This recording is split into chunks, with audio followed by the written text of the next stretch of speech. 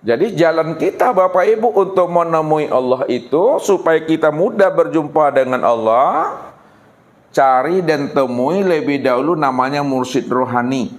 Ini yang dimaksudkan oleh Allah itu wattabi' sabila man anaba ilayya.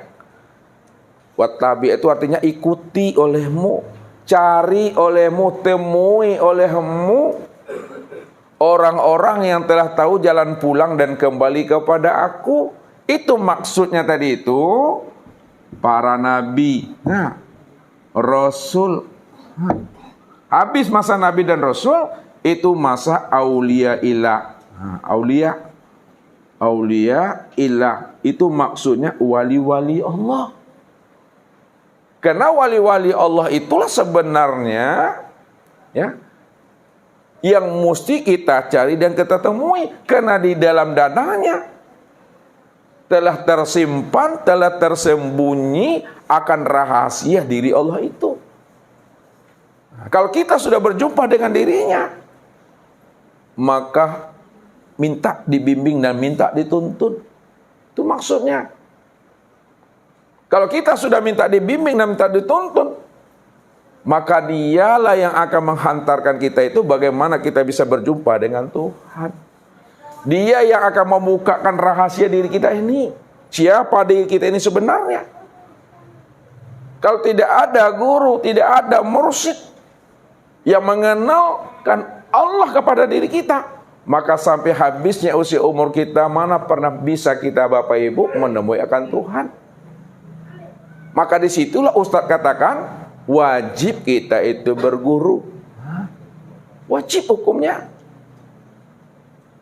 Sebab kalau kita tak berguru, nanti siapa yang kita akan ikuti nanti di hari akhirat itu? Sedangkan Allah mengatakan apa? Yauma nad'u kullu unasin bi imamihim. Nanti di akhirat kata Allah, setiap manusia itu dipanggil sesuai dengan imamnya masing-masing. Kalau kita tidak punya imam, kita tidak punya guru, kita tidak punya mursyid, lalu kita ikut dengan siapa Bapak Ibu? Makanya di dunia ini mesti kita punya imam, punya mursyid, punya guru. Dia nanti yang membimbing kita itu, menuntun kita itu. Bagaimana kita itu betul-betul selamat dunia wal akhirat. Zahir batin Bapak Ibu bimbingannya. Dunia akhirat bimbingnya.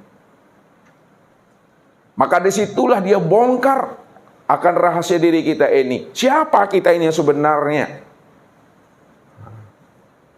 Maka diri kita ini dibukakan oleh beliau. Diri kita ini terdiri dari dua unsur Bapak Ibu. Nah, ini jalannya dia membukakan. Ya. Diri kita ini ada dua unsur.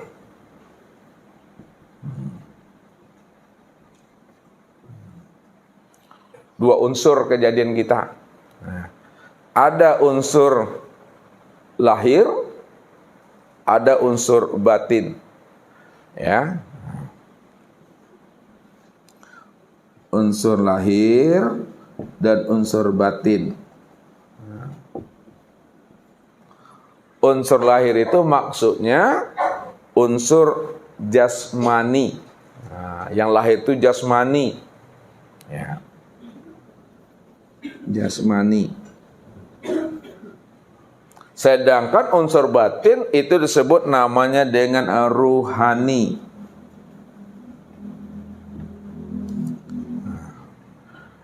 Unsur lahir atau jasmani pada diri kita ini, inilah yang disebut namanya dengan tubuh itu, atau disebut namanya a'yan khorjiyah namanya. Nah, jasmani atau tubuh kasar ini disebut namanya a'yan khorjiyah, yang terdiri daripada ya kulit, ya, daging, urat, tulang, limpa, hati, jantung, rabu, empedu, buah punggung. Ini yang unsur zahir namanya. Unsur yang kasar, unsur jasmani.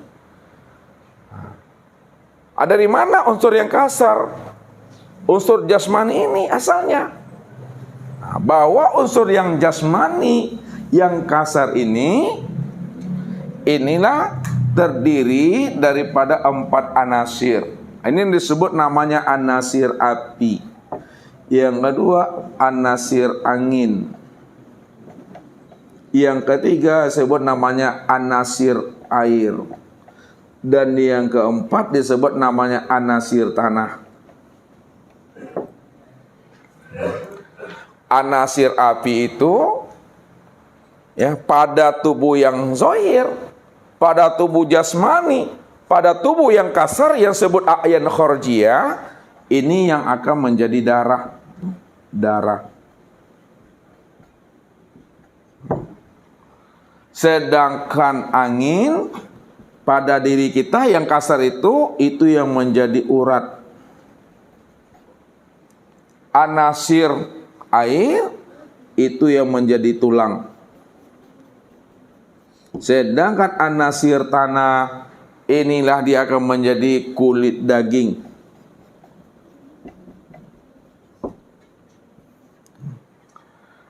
Ya. Ini anasir yang zohir namanya. Anasir yang zohir ini, inilah yang disebut namanya dengan a'yan kharjiyah itu. Ya, ini disebut a'yan kharjiyah namanya. Nah, ini istilahnya Bapak Ibu. Nah, jadi kalau orang memakai istilah Bapak Ibu paham, a'yan kharjiyah itu tubuh jasmani, tubuh kasar, tubuh zahir ini yang terdiri daripada kulit, daging, urat, tulang, limpah. Itu dia. Nah, mesti tahu kita asal usulnya. Yang kedua disebut namanya unsur yang batin. Unsur yang batin itu yang disebut namanya ruhani. Yang ruhani itu juga dia terdiri daripada 4 anasir yang batin. Kalau ada anasir yang zohir, tentu pula ada anasir yang batin. Anasir yang batin inilah yang dikatakan namanya wujud, 2 ilmu, 3 nur, dan yang keempat itu adalah syuhud.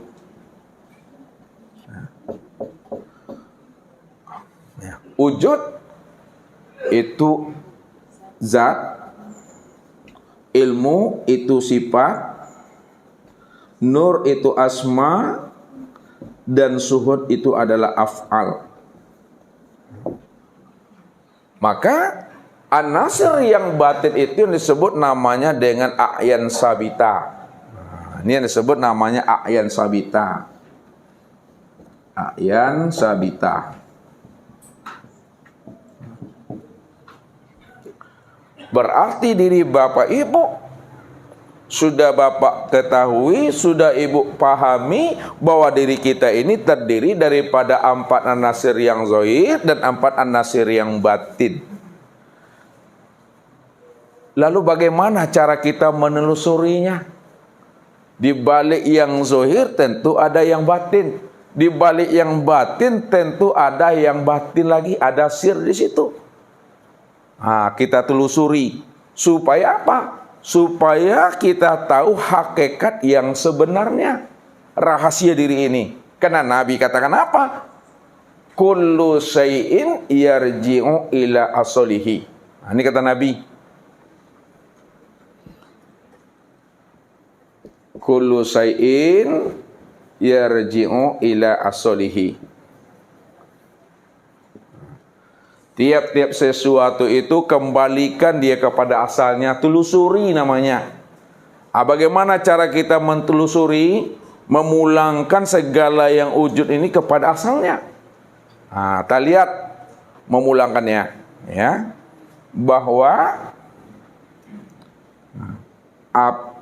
Bahwa tanah ini, ya, tanah dulu kita ambil, bahwa anasir tanah itu asal kejadiannya daripada air. Ya, tanah itu kan menjadi kulit daging pada diri kita tuh. Telusuri dia bahwa tanah itu asal kejadiannya daripada anasir air. Air itu asalnya daripada angin, dan angin itu asalnya daripada anasir api. Ya. Sedangkan anasir api itu asalnya daripada Nur Muhammad. Nah, ini kita tuh jumpakan Nur Muhammad. Nur Muhammad.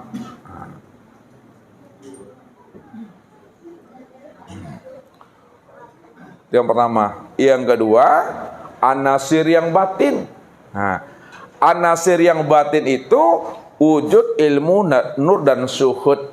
Nah, suhud, asal suhud itu terbit daripada nur, nur terbit daripada ilmu, ilmu terbit daripada wujud. Itu maksudnya af'al itu nyata itu karena asma. Nah, itu maksudnya af'al itu wujud itu karena asma. Asma itu nyata dan wujud karena sifat. Sifat itu nyata dan wujud itu karena zat. Nah, ini unus anasir yang batin yang disebut namanya a'yan sabita. Dan asalnya yang a'yan sabita itu, yang batin itu, yang disebut namanya dengan ruhani atau ruh, itu asalnya juga daripada Nur Muhammad. Asalnya juga Nur Muhammad. Sekarang kita simpulkan Bapak Ibu, dari dua anasir ini. Anasir yang zahir dengan anasir yang batin, kedua-duanya itu asalnya daripada Nur Muhammad. Nah, lihat, asalnya Nur Muhammad. Kalaulah asalnya Nur Muhammad, itu artinya diri Bapak Ibu ini zahir dan batin itu disebut namanya Nur Muhammad. Nah, ya, Nur Muhammad. Disitulah mursyid rohani itu menghantarkan diri kita, membuka rahasia diri kita ini, bahwa diri kita ini zahir dan batin itulah disebut namanya dengan Nur Muhammad. Nur Muhammad itu siapa? Nur Muhammad itu yang disebut namanya mursyid Rabbaniyah. Nah, itu dia. Nur Muhammad itulah yang disebut namanya mursyid Rabbaniyah. Kalaulah Nur Muhammad dikatakan mursyid Rabbaniyah, maka Nur Muhammad sebagai mursyid Rabbaniyah, beliaulah sebagai wasilah, ya, untuk kita bermi'raj, untuk kita berliqa, untuk kita bertatap wajah dengan Allah. Maka Muhammad itulah yang pertama kali menyaksikan Allah. Muhammad itulah yang pertama kali mengenal Allah. Muhammad itulah yang pertama kali berliqa dengan Allah. Kalaulah Muhammad itu yang pertama kali berliqa dengan Allah, melihat Allah, menyaksikan Allah, maka melalui Nur Muhammad lah Bapak Ibu kita bisa berliqa dan menyaksikan Allah. Itulah maksudnya yang dikatakan Rasulullah kepada Umar. Wahai Umar, apabila engkau telah melihat aku, sudah sama engkau menyaksikan Allah pada diriku nih. Wahai Umar, man ro'ani faqad ro'aul haq. Hei Umar, apabila engkau sudah bisa memandang dan menyaksikan aku, sudah sama kamu menyaksikan Tuhan, menyaksikan Allah. Apa maksudnya Bapak Ibu? Yang disampaikan Rasulullah itu kepada Umar. Maksudnya itu Bapak Ibu, wahai Umar, apabila engkau telah mampu, telah bisa menyaksikan Nur Muhammad. Nur Muhammad ini adalah tajalli Allah. Muhammad itu adalah kenyataan Allah. Nur Muhammad itu adalah bayang-bayang Allah. Nur Muhammad itu adalah kewujudan Allah, yang mana Nur Muhammad yang engkau saksikan pada diriku sudah menjadi batang tubuhku, sudah menjadi ruhku, maka sudah sama kamu memandang Allah. Kenapa? Karena Nur Muhammad itulah sebagai wasilah yang menghantarkan kita itu betul-betul wusul untuk berlikuk dengan Allah itu. Itulah yang dikatakan mursyid Rabbaniyah itu. Itu yang membuat kita terlepas daripada azab sisa neraka. Ini yang dikatakan oleh Rasul. Apa kata Rasul? Tuba man ro'ani wa man amanabi. Beruntunglah orang-orang yang melihat aku, wa amanabi, lalu dia yakin beriman kepada aku. Apa maksudnya kata Rasul itu? Tuba man ro'ani wa amanabi. Tidak masuk neraka, kata Rasulullah. Tidak masuk neraka orang yang melihat aku lalu ia beriman dengan aku. Wa tuba liman ro'a man ro'ani wa amanabi. Dan beruntung pula lah orang yang mana orang itu melihat orang yang melihat aku. Maksudnya tidak masuk neraka orang yang ia melihat orang yang orang itu melihat aku. Maksudnya itu.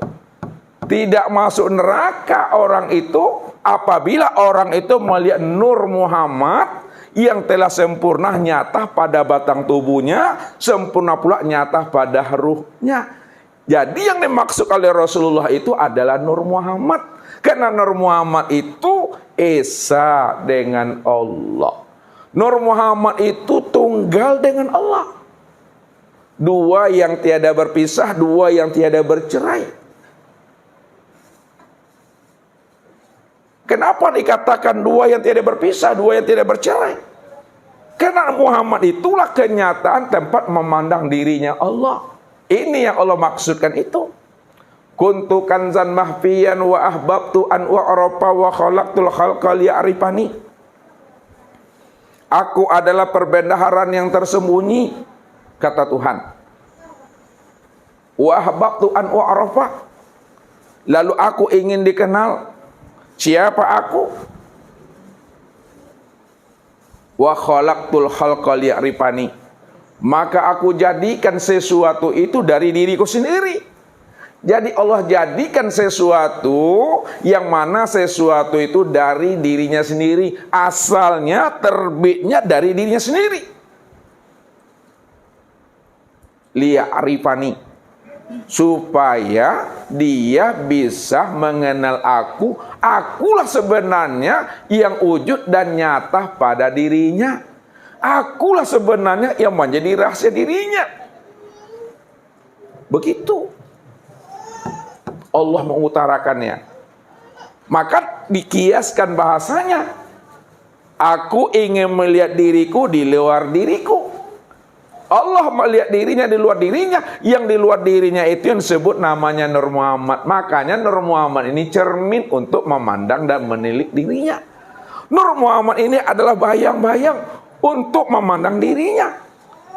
Nur Muhammad ini adalah tajalih dirinya.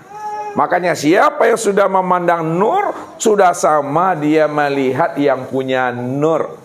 Siapa yang sudah bisa memandang Nur Muhammad, sudah sama dia memandang Allah. Karena Muhammad itulah kenyataan daripada Allah itu sendiri. Makanya Nur Muhammad itu adalah wasilah kita. Untuk bisa wusul kepada Allah. Siapa yang menunjuk itu? Siapa yang memberitahukan itu? Yang menunjui dan memberikan tahu itu kepada kita tiada lain namanya mursyid ruhani. Ya. Mursyid ruhani itulah yang dikatakan pewaris Nabi dan pewaris Allah. Dia yang membukakan, dia yang menghantarkan bagaimana kita ini bisa berkenalan, bisa berjumpa dengan mursyid Rabbaniyah. Kalau kita sudah berjumpa dengan mursyid Rabbaniyah, karena mursyid rohani yang menunjukinya, Maka ketika kita telah berjumpa dengan mursyid Rabbaniyah, pada saat itulah kita telah mengenal akan Allah. Itu yang Allah katakan, ana fi nuri, ana fi abdi. Aku tersembunyi di dalam terang. Aku ada di dalam rahasia dirimu. Kalaulah dirimu nur, maka akulah yang di dalam nur itu. Kalau aku yang di dalam nur itu, maka akulah yang nur itu, kata Allah.